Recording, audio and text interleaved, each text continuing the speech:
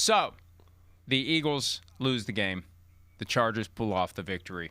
Jalen Hurts ultimately had 5 turnovers last night. And look, on one hand, they're charged to you. On the other hand, there was one tip ball by A.J. Brown. There was the tip pass at the end that became the game-sealing interception in overtime. We'll break down how that drive turned out. But, I mean, yeah, it's not his fault, but it is. And on the A.J. Brown play, and as a former defensive back, I was wondering what you would think of this. And we are going to kind of hopscotch around here, but they were acting like Brown should have caught that ball. Well, that was, in the old days, that was a hospital ball. In the old days, when guys like Andre Waters were out there, I mean, A.J. Brown was going to get lit up. He had to stretch out, full extension, and he had a guy coming right at him. And he didn't alligator arm it by any stretch of the imagination. A.J. Brown isn't going to shy away from contact. He was trying to get the ball and brace. He wanted to get the ball, pull it down, and brace for the hit. And in the process of pulling the ball down, it glanced off of his hands, and that got picked off. But, I mean, really, it shows you how far we've come. And we had a long discussion yesterday about defenseless players. I'm going to revisit that in a little while. But he was in a defenseless posture, and he was protected, but he's not protected from all contact. And he was going to get hit hard. He was just trying to get that ball secured before he took the hit. The problem is he didn't, and it became one of Hurts' interceptions. Is it his fault? Well, he threw the quasi-hospital ball that got tipped. But, yeah, it got tipped. It could have been caught. And it's not the same thing as some of the other picks he threw, but it still goes on the stat sheet the same way, Devin. Yeah, and that's one of those situations that when you sit in enough meetings, the offensive coordinator, quarterback coach, head coach, whoever you want to say, they're talking about, hey, where do we want to throw this slant? We want to throw this slant either on his chest or we want to throw it low. And if I'm not mistaken, that's Denzel Perryman coming at him. And if anybody watches any Denzel Perryman, wherever he's been, he will knock your head off. He's one of those linebackers. He's not a big guy. He's probably only about 5'11", 6 foot, and he runs and he hits. And if you ever play in a Turkey Day game and you're playing tackle football, I dare you to run over the middle, be fully stretched out, and let someone run full speed at your midsection, ribs, whatever you want to call it.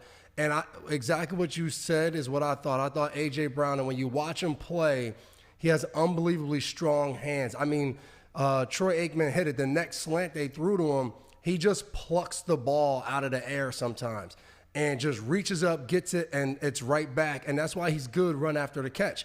He gets in, he gets it right in his hands to be able to run. I felt like in that play, he jumped knowing, hey, I'm about to take this hit.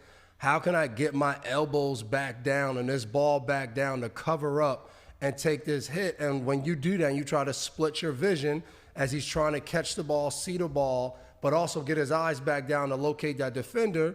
It happens fast, and that was a heater. That ball was coming at him, rightfully so, to try to get it in there. And I think Jalen Hurts is trying to do the same thing. How can I get this ball to you fast enough for you to get it and then get down? It just got away from him a little bit and got too high. And that's the beauty of playing a quarterback position. There's sometimes you throw footballs in there where you come and you're like, man, that was a bad throw. My receiver made a heck of a catch to save you. And there's other times, like at the end of the game, there's a zone coverage. You come out, you think you can get it in this small window, and as you see, as the guy's running the out route, he has Tony Jefferson. He's going to be able to get there. That's what you work on as defenders. Hey, I need you to make sure this ball can't be directly thrown in this receiver when I'm at safety. Ball gets tipped up. Tony Jefferson makes a heck of a play by turning around, reaching back, one hand, gets his feet in bounds. That's just how small the margin of error is in the NFL when trying to complete some of those passes. And I remember what I was going to say earlier as it relates to that Hurts double fumble or double turnover. we never know when they've reviewed something. Did they review it? What did they decide to do?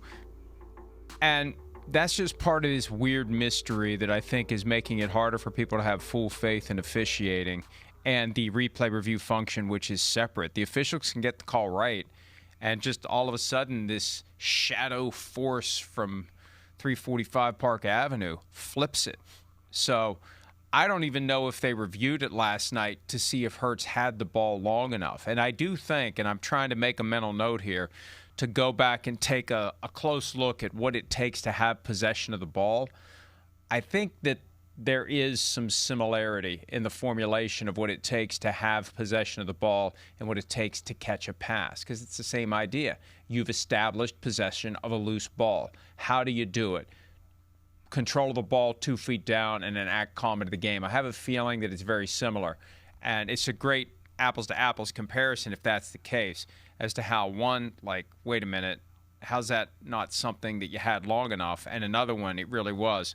Just like that. Hi, it's Mike Florio. Thanks for watching PFT on YouTube. Hit subscribe for the latest news and analysis from Pro Football Talk.